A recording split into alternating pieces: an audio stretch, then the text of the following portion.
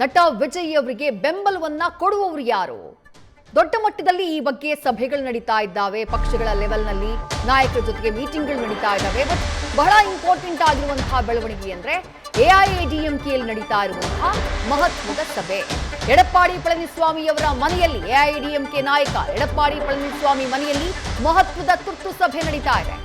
ವಿಜಯ್ ಅವರನ್ನ ಬೆಂಬಲಿಸೋಕೆ ಅಡಕತ್ತರಿಯಲ್ಲಿ ಸಿಕ್ಕಾಕೊಂಡ್ಬಿಟ್ಟಿದೆ ಎಡಿಎಂಕೆ. ಟಿವಿಕೆಗೆ ಬೆಂಬಲ ನೀಡೋಕೆ ಇರುವಂತಹ 47 ಶಾಸಕರ ಪೈಕಿ 35 ಶಾಸಕರು ಆಗ್ರಹವನ್ನ ಮಾಡ್ತಿದ್ದಾರೆ. ಅತ್ತ ಎಡಿಎಂಕೆಗೂ ಮೊದಲೇ ಟಿವಿಕೆ ಜೊತೆ ಹಸ್ತ ಲಾಘವ ಆಗ್ಬಿಟ್ಟಿದೆ. ಕಾಂಗ್ರೆಸ್ನವರು ಮೈತ್ರಿ ಮಾಡ್ಕೊಂಡಾಗಿದೆ. ಹೀಗಾಗಿ ಪಳನಿಸ್ವಾಮಿಗೆ ಆಲ್ರೆಡಿ ಕಾಂಗ್ರೆಸ್ನವರು ಮೈತ್ರಿ ಮಾಡ್ಕೊಂಡಿರೋದ್ರಿಂದ ನಮಗೂ ಅವ್ರಿಗೂ ಸೈದ್ಧಾಂತಿಕವಾಗಿ ಆಗ್ಬರುವುದಿಲ್ಲ. ಹಾಗಾಗಿ ನಾವು ಬೆಂಬಲ ಕೊಡಬೇಕೋ ಬೇಡವೋ ಅನ್ನುವಂತಹ ಗೊಂದಲದಲ್ಲಿ ಎಡಿಎಂಕೆ ಇದೆ. ಬೆಂಬಲಿಸಿದ್ರೆ ಬಿಜೆಪಿಯನ್ನ ಬಿಟ್ಟು ಕಾಂಗ್ರೆಸ್ನ ಜೊತೆ ಹೋಗುವಂತಹ ಸಿಚುವೇಶನ್ ನಿರ್ಮಾಣ ಆಗುತ್ತೆ. ಟಿವಿಕೆ ವಿಜಯ್ ಬೆಂಬಲಿಸದೇ ಇದ್ರೆ ಪಕ್ಷವೇ ಇಬ್ಬಾಗವಾಗುವಂತಹ ಆತಂಕ. ಯಾಕಂದ್ರೆ 35 ಶಾಸಕರು ಟಿವಿಕೆ ಜೊತೆ ಹೋಗೋಣ ಅಂತ ಕೂತ್ಕೊಂಡ್ಬಿಟ್ಟಿದ್ದಾರೆ. ಹಾಗಾಗಿ ಎಡಪ್ಪಾಡಿ ಪಳನಿಸ್ವಾಮಿ ಮನೆಗೆ ಟಿವಿಕೆ ಪಕ್ಷದ ಪ್ರಮುಖ ನಾಯಕರು ಆಗಮಿಸಿದ್ದಾರೆ. ಸಂಜೆ 4:15 ಸುಮಾರಿಗೆ ಆರಂಭವಾದಂತಹ ಸಭೆ ಇನ್ನೂ ಕೂಡ ಮೀಟಿಂಗ್ ಕಂಟಿನ್ಯೂ ಆಗಿದೆ.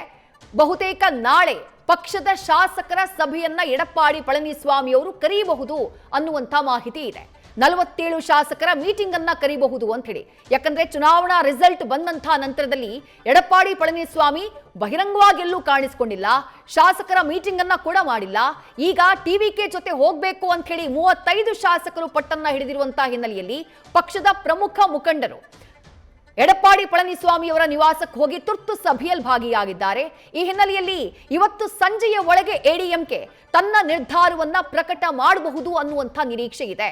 ಸಭೆಯ ನಂತರದಲ್ಲಿ ಟಿವಿಕೆ ಜೊತೆ ಮೈತ್ರಿಗೆ ಸಂಬಂಧಪಟ್ಟ ಹಾಗೆ ಸ್ಪಷ್ಟ ನಿಲುವನ್ನ ಎಡಿಎಂಕೆ ಹೊರಹಾಕುವಂತಹ ಸಾಧ್ಯತೆ ಇದೆ.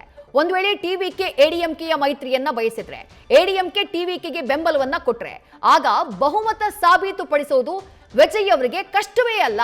ಯಾಕಂದ್ರೆ 150 ಶಾಸಕರಿಗೂ ಹೆಚ್ಚು ಶಾಸಕರ ಬಲ ನಟ ವಿಜಯ್ ಅವರ ಪರವಾಗಿರುತ್ತೆ.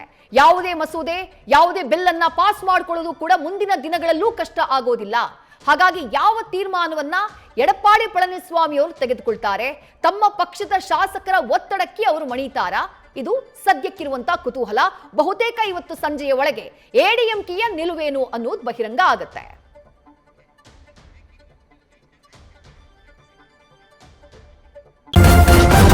ನ್ಯೂಸ್ ಫಸ್ಟ್ ನಿರ್ಭೀತಿಯಿಂದ ನಿಮ್ಮ ಪರವಾಗಿ.